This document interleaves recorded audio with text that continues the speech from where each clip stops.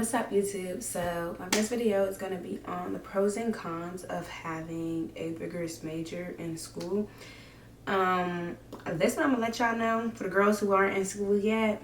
I mean, this channel is really gonna be helpful for people who haven't already endured school, but a lot of the study tips are gonna be helpful for the people who are in school. But if you are a senior or you're getting ready to start up college and you don't know anything, I'm ready to tell you the pros and cons of being a STEM major. My encounter is through a PWI also, not through a HBCU, so I don't know. That's not where I'm coming from. None of my videos are coming from a HBCU. They are coming from PWI and the Penn State University's experience. I've only been to one school. So, pros and cons. I'm gonna start with the pros first. People always say I should not say this, but I'm always gonna say it because everybody want to be paid. Money. Being in STEM, you're going to make money regardless. The world needs us to go around. So we're making money. Okay. And then I also say we'll always be employed. They're always going to need somebody in STEM because it's constantly advancing.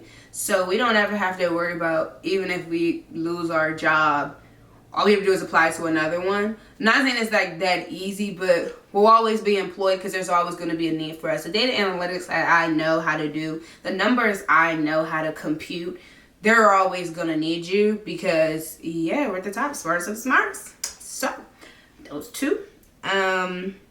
Next up, I have the advantage of just learning about the world. You learn so much stuff being in STEM. It really is crazy, from as small as atoms and molecules, from taking Chem 110 to calculus, where it really is enlightening to see, wow, so if you take the derivative and you take this with respect to time, this is how a ball is moving or a car is moving. The way I'm able to calculate how much gas can burn from airplane from point A to B, and to me, that's just the nerd in me. That's interesting because I'm wow, there are calculations that I know how to do where I'm who knew? I could literally tell you.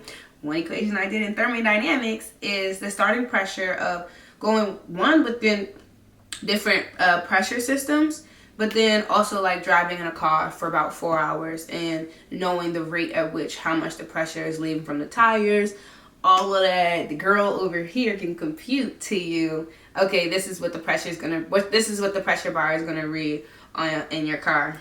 So stuff like that, you learn more about the world. You kind of learn why things happen the way they do scientifically.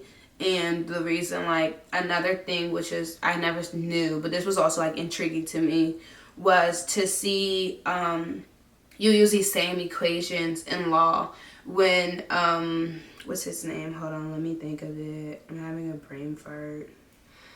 Okay, I'm back. So for George Floyd's trial, I watched it with my mother, only snippets because I really could not just do them, keep playing the same video. First of all, when the video came out, I never even watched it. I am so tired of seeing people die on Instagram and Twitter that I'm no longer watching it. I will definitely spread the message through conversations, but I'm not sharing people's death. That just to me is inappropriate, and that you should just not do it. It's so devaluing of life. But anyways, I watched half of the trial, but a lot of the scientists there that were in the room, it really stood out to me that they were actually calculating the pressure of his leg being over his chest and the expansion of his lungs, and they actually wrote an equation for it about how because that really is what physics is and calculus is you're computing things to see if it's even possible if you have a force coming down from a certain angle, and depending on what angle, and then you know what the use of lungs do. Doctors know that. It's so interesting. Doctors know what the lungs do. Doctors know how much a lung needs to expand from a certain age and a certain body mass. All of that good stuff. Doctors know that information. So with that being said, if you're able to compute, hey, if you have this force coming on this, and you have his chest going like this, and his heart is beating at this certain kind of like pace, or this kind of, what's going to happen, what's going to be the outcome. Obviously for is it Eric Gardner? No, George Floyd. Obviously for George Floyd, it was death, and they were able to scientifically prove on why he died and why the impact of his knee on his lungs is what killed him. And it wasn't because of an overdose, because you notice what the girls was trying to say. They was trying to say it was the overdose, and it wasn't an overdose. That man killed him. But you know, justice for George Floyd. But stuff like that really shows that you really do need mathematicians. You really do need scientists. You would have thought that the calculations I'm able to do as atmospheric science, that I wouldn't have known how to do that. But I'm kind of like, no, that's more so like my calc class. Like we're able to know how to compute certain things, and it really comes to data analysis. STEM, you're going to produce a student, you're going to produce a individual that's able to take a problem and find a solution. We're literally problem solvers. So much so that the courses I've been to through chem, through physics, through calc, through thermodynamics, through my own meteorology classes, they're so difficult because they're training me to learn how to solve problems. So that's why I tell a lot of people, it doesn't matter, I feel like, what class you put me in at this point. Engineering, it does not matter. I'm going to know how to maneuver the class because I know so many problem solving skills. And once you're able to master problem solving, it doesn't matter what's thrown at you. You're going to be able to be like, okay, well, this is what's given to me. Give me the textbook. Give me the professor's email. Give me the professor's number. Let me hit up the professor. Let me read the book. Let me get what I can get through via the internet, and you know, get it done. Read a couple of books, study it, like boom, bada bam. So definitely for that, learn about the world. You really get to know how like things happen.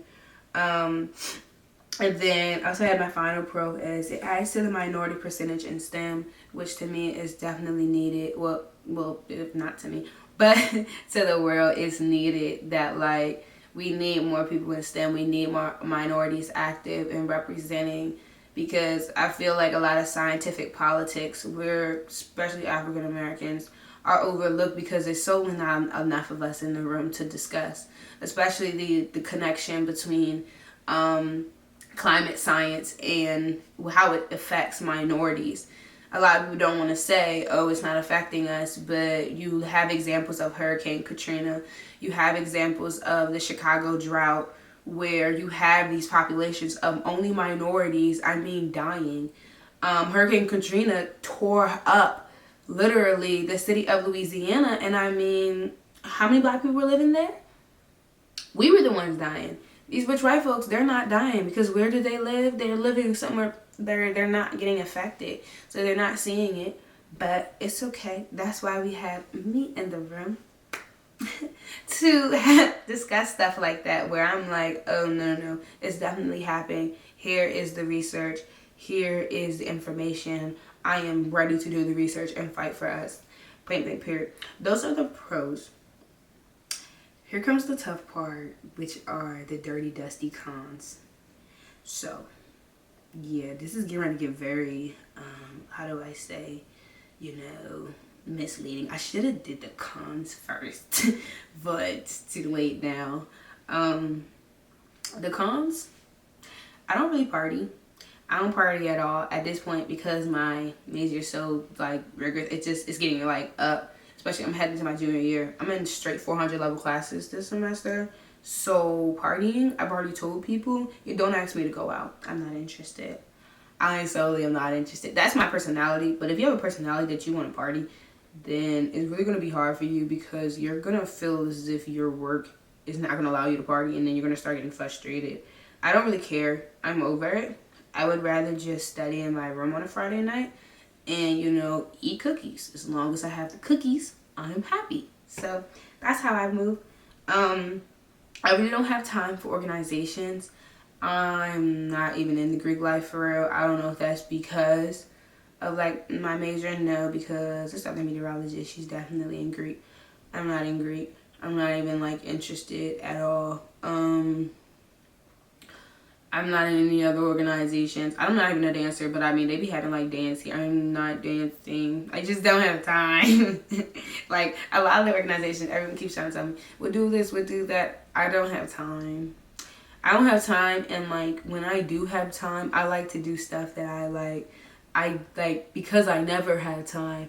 I only call it selfish. I only like to do things I like when I have free time, cause like that's how you should. That's called self-care. Dude. Yeah. Like I mentioned, go to PWI. I am not active within the Black community at my school at all. I barely know anybody. I think that's me. I would say that's me, but like from my experience from being an introvert and having a like very rigorous schedule and taking some difficult courses, as an introvert, I pulled myself out.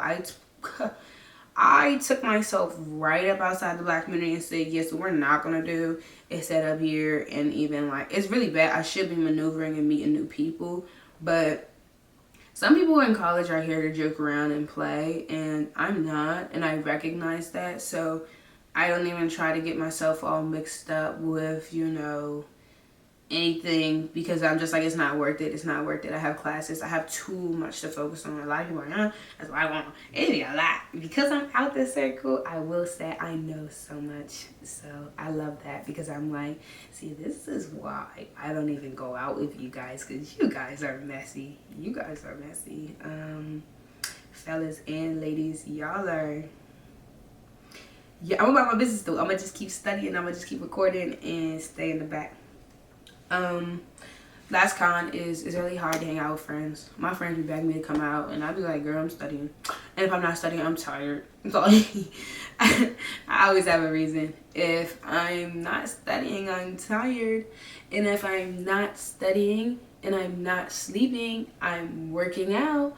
So that's kind of like my rotation, my weekly routine. Probably do a vlog of that, but of what I do in a week with like, no, I'm not gonna do that until like the middle of this semester, so you can actually see, because a lot of stuff is faking it. Like the first 2 weeks of school, fake.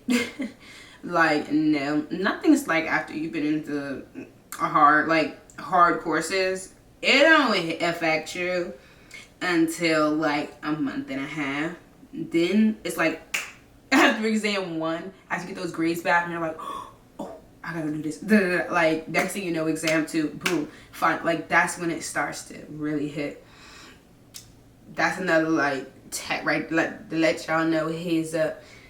Do not be fooled by the first 3 weeks of school of the semester. Please do not be fooled. Oh, this is real chill. No, it's not, because your professor will come quick and smack you in the back of your neck and be like, yeah, you have this, and do, and I went on do tomorrow. And you're like, well, there goes that party. Yeah, it's really about balancing. I said I was going to try to go out more for like the cons of having a hard major, but I tried it last semester, and looking back on it, I don't want to do that again. It was not fun for me. It was an experience, but it wasn't fun. Yeah, that wasn't fun. I'm not doing that again. I'll probably like, I don't know, figure it out. But yeah, those are the pros and cons of having a difficult major. I think, to end off on a positive note, I think like what a lot of people tell me, it's going to be beneficial in the end. Right now, living through it, it doesn't seem right, and it doesn't seem like, oh, I'm always doing work, I'm always studying, I'm always at office hours, I'm always with mentors, I'm always talking to professors. I talk to my professors way before I talk to my friends. Like, I talk to my professors with PhDs way more than I talk to my friends from home and school. Like, I don't, it really requires you to mature very fast and quickly. So yeah, I mean, it's gonna pay off, and we're gonna see this. Like, mark my words, it's gonna pay off. That's what they say. So it's like, no, it's really all gonna pay off. You'll see in the end. I always like to say, you know, the truth is really gonna be in the pudding when we all walk across that stage and you're seeing what job people are ending out with. Y'all know me, 4-time NASA intern. If I could get my first job at NASA, that would be very big for me, because like coming out of college and my first job at NASA, wow. Wow. But the opportunities that you are able to have and the big company that you're able to work with through having that STEM behind you, it really is like, I don't even have a word for it. It's just amazing, because you're like, wow, like, wow, this is true. This is really happening. So stay down. It's gonna be a tough ride, but I'll be here to help. And outside of STEM people, I'll be able to help with like writing and yeah. Not a lot of the stuff I'm gonna be talking about is mathematics. I'm not gonna lie to you, because I like to say math is hard. I've always been like, math not hard. It's just you gotta figure it out. If once you figure out how to use the equation, it's okay. Remember the equation and then figure out how to use the equation. Pull that bad boy out every time. It's gonna run through the numbers. It's gonna give you the right answer. Boom. But that's all I have for you guys for this video. Thank you guys for watching. Please continue to subscribing to my channel, and yeah, give me a thumbs up.